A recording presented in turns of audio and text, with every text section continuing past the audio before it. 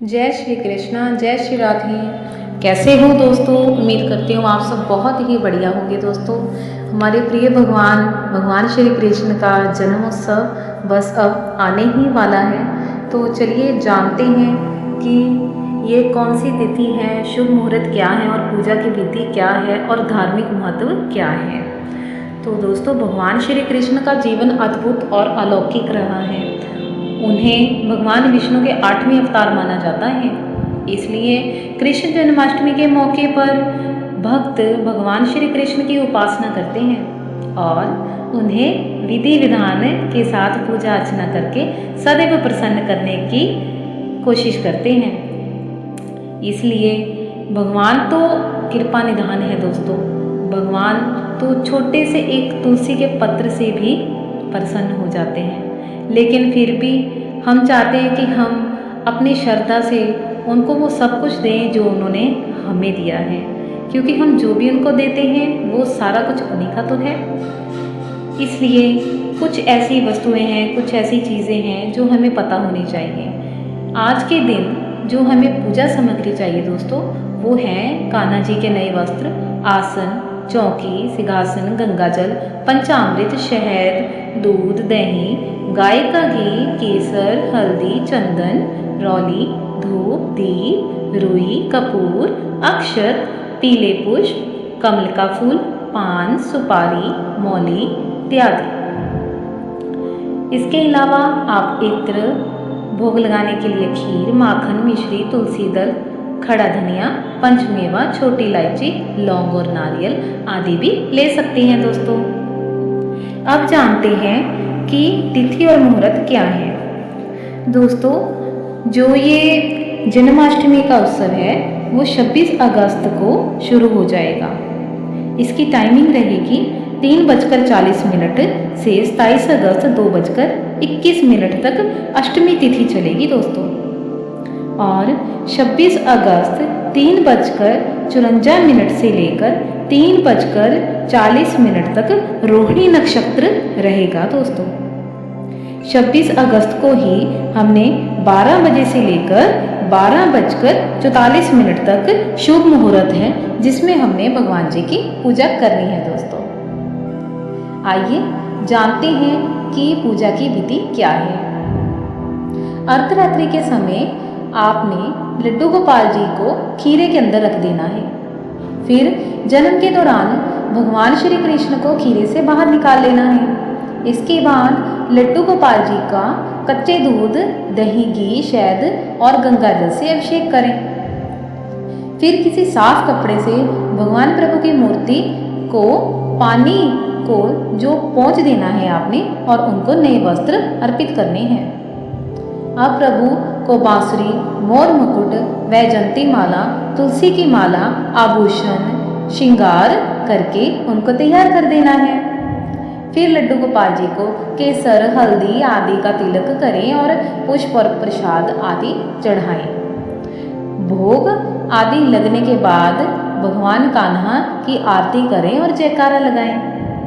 अंत में कान्हा का प्रसाद जो आपने उनको लगाया था वो सभी लोगों में बांट दें और स्वयं भी ग्रहण करें। बता दें कि कृष्ण जन्माष्टमी के मौके पर अर्धरात्रि के समय भोजन और कीर्तन अवश्य करना चाहिए दोस्तों। हर साल कृष्ण जन्माष्टमी महाउत्सव भगवान श्री कृष्ण के जन्म के रूप में मनाया जाता है। धार्मिक मान्यताओं के अनुसार इस विशेष दिन पर भगवान की कृपा की उपासना करने से सुख, समृद्धि और ऐश्वर्य की प्राप्ति हो जाती है। साथ ही साथ जीवन में बहुत सारी समस्याएं हमारा पीछा छोड़ देती हैं और समस्याएं हमारे जीवन से दूर हो जाती हैं दोस्तों। श्री कृष्ण भगवान विष्णु के अष्टम अवतार माने गए हैं। इसलिए इस दिन उपवास व पालन करने से, किसी भी प्रकार की पूजा करने से एकादशी व्रत बाती ही हमें फल प्राप्त हो जाता है दोस्तों। ऐसी भी मान्यता है दोस्तों कि आज के दिन किया गया सभी प्रकार का जप, पूजा, अनुष्ठान विधि वह हमें जल्दी सिद्ध हो जाती है और उसका हमें सहस्त्रों यज्ञ जो हम करते हैं उसके बराबर हमें फल प्राप्त होता है। इस दिन व्रत करने वालों का व्रत निश्चित तौर पर ही पूर्ण होता है। व्रत करने वाले व्यक्ति की सभी प्रकार की मनोकामनाएं तो पूर्ण होती ही होती हैं, साथ ही वह मोह माया के बंधन से भी सदैव छूटा रहता है। सुख, समृद्धि, ऐश्वर्य की प्राप्ति तो उसे सहज ही प्राप्त हो जाती है दोस्तों। उसके जीवन की सभी प्रकार की समस्याएं दूर हो जाती हैं। उसके जीवन में कोई भी कठिनाई नहीं रहती और सबसे बड़ी बात, उसका मन भी शांत रहता है दोस्तों। तो इस दिन आपने भगवान की जो पूजा है वो ज़रूर करनी है दोस्तों। और सबसे बड़ी बात दोस्तों, ये ज़रूरी नहीं है कि हमारे पास सारी सामग्री हो और हमारे पास वो वक्त भी हो, वो समय भी हो कि हम ये सब कर सकें। हर किसी के जीवन में परिस्थितियाँ अलग और भिन्न होती हैं। अगर आपके पास समय ना हो और अगर आपके जो क्षमता ना हो, तो आप केवल आपके पास श्रद्धा ही होनी चाहिए। भगवान तो केवल एक तुलसी के पत्र के साथ भी खुश और प्रसन्न हो जाते हैं। बाकी हम अपनी प्रसन्नता से, अपनी खुशी से भगवान को कुछ भी अर्पित कर सकते हैं दोस्तों। लेकिन ये आप ध्यान रखिए कि बस आपकी जो श्रद्धा है वो सबसे बड़ा प्रसाद है उनके लिए। अगर आपके दिल में उनके लिए सच्चा प्रेम है, श्रद्धा है, तो फिर आप कुछ भी ना चढ़ाएं, वो तो आपकी भक्ति से ही प्रसन्न हो जाएंगे। और अगर आप 56 भोग लगाकर भी आपके मन में द्वेष है, किसी के लिए कुछ ऐसी चीज़ है जो अच्छी नहीं है, तो आपके मन में पाप है या आपकी श्रद्धा पूरी तरह स्वच्छ नहीं है, तो फिर ऐसा भी कुछ करने का कोई भी फायदा नहीं है जीवन में दोस्तों। भगवान श्री कृष्ण तो सदैव धर्म स्थापना के लिए उन्होंने अपना जीवन को निछावर कर दिया। हम सभी जानते हैं कि कैसे उन्होंने कंस का वध करने के लिए जन्म लिया। कितनी कठिनाइयों में उनके माता पिता ने उनको वहाँ से निकाला था, और इतनी कठिनाइयाँ जीवन में देखने के बाद भी उन्होंने कभी हिम्मत नहीं हारी। स्त्री और पुरुष की बराबरी भी उन्होंने सदैव अनिवार्य बताई। गीता का उपदेश देकर उन्होंने हम मनुष्य जाति पर बहुत ही बड़ा उपकार किया है। और सबसे बड़ी बात, उन्होंने यही उपदेश किया है कि कर्म ही सबसे सर्वश्रेष्ठ है। हमें फल की इच्छा कभी नहीं करनी चाहिए। और साथ ही उन्होंने ये भी कहा कि जब जब धर्म की हानि होगी वो फिर लौट कर आएंगे हमारे बीच।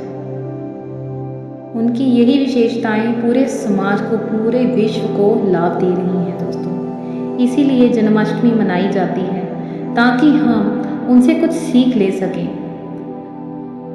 हम सभी जानते हैं कि गीता का ज्ञान देकर उन्होंने मनुष्य की सभी प्रकार की जो मुश्किलें हैं वो हल कर दी। अगर आप गीता पढ़ेंगे तो आपको जीवन का सभी प्रकार के जो हल हैं वो प्राप्त हो जाएंगे। इसीलिए गीता आज विश्व प्रसिद्ध जो ग्रंथ बन चुका है। जन्माष्टमी को मनाना तो हमारा तभी सफल हो सकता है जब हम भगवान के उपदेश को अपने जीवन में उतारें और उस पर अमल कर अपने जीवन को वैसे ही जिएं जैसे उन्होंने बताया। तो चलिए दोस्तों, आप सबको मेरी तरफ से जन्माष्टमी की हार्दिक हार्दिक हार्दिक शुभकामनाएं। भगवान श्री कृष्ण आप सभी को सभी प्रकार के सुख और समृद्धि से सदैव संपन्न रखें, यही आशा करती हूँ। तब तक के लिए मिलेंगे नेक्स्ट वीडियो में दोस्तों। जय जय श्री कृष्णा, जय जय श्री राधे।